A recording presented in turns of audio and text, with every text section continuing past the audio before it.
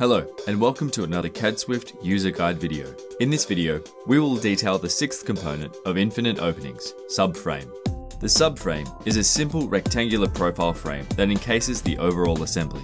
On the subframe page, you can define the presence, size, and position of the subframe. The thickness of the subframe and its position relative to the external face of the frame component can be set in the first two values.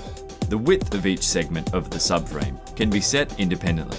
This gives you a great deal of flexibility in how you use this element. If you set the top and bottom values to 0, you will effectively achieve a post configuration on each side of the assembly. You could also create several interesting configurations using any combination of these elements. Once you have defined your subframe, don't forget to save it to your catalogs so that you don't lose your efforts. You do this in the side menu of the subframe page by clicking on the component icon to reveal the component catalog panel, which gives you access to the catalogs.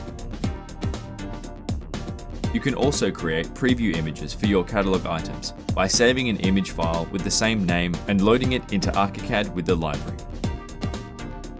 So now you can define project-specific styles and manage them within the component catalog. Thank you for watching.